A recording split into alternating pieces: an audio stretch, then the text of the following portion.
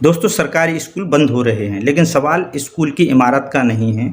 सवाल है गरीब बच्चे के भविष्य का। भारत में गरीब और ग्रामीण परिवारों के जो बच्चे होते हैं, उनके लिए सरकारी स्कूल आज भी शिक्षा का सबसे बड़ा सहारा हैं।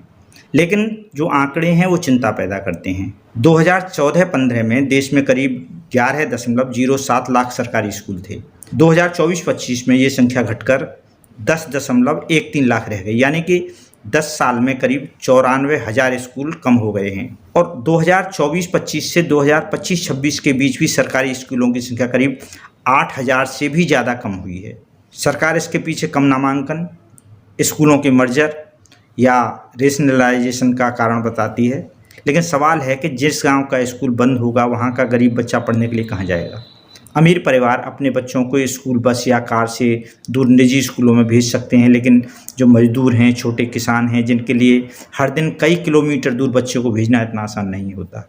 और एक बात और चिंता की है, देश में 1 लाख से ज़्यादा स्कूल ऐसे हैं जहां केवल एक शिक्षक पूरे स्कूल को संभाल रहा है।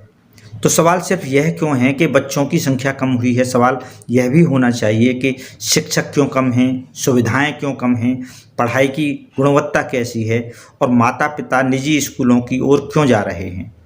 अगर सरकारी स्कूलों में कमियां हैं तो स्कूल बंद करना समाधान नहीं होना चाहिए, स्कूलों को बेहतर बनाना समाधान होना चाहिए। हमें ऐसे सरकारी स्कूल चाहिए जहां पर्याप्त शिक्षक हों, अच्छी पढ़ाई हो, कंप्यूटर हों, प्रयोगशालाएं हों, खेल की सुविधा हो और गरीब माता पिता को अपने बच्चों के भविष्य के लिए महंगी निजी शिक्षा खरीदने की मजबूरी न हो।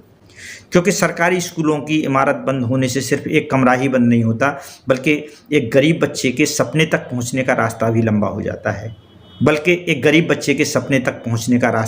हो जाता है। सरकारें आती जाती रहेंगी, लेकिन बच्चों का बचपन और पढ़ाई का छूटा हुआ अवसर वापस नहीं आएगा। इसलिए सवाल किसी एक पार्टी का नहीं, हमारे बच्चों के भविष्य का है। सरकारी स्कूल बंद नहीं, मजबूत होने चाहिए। अगर आप भी सहमत हों तो इस सवाल को आगे बढ़ाइए। नमस्कार।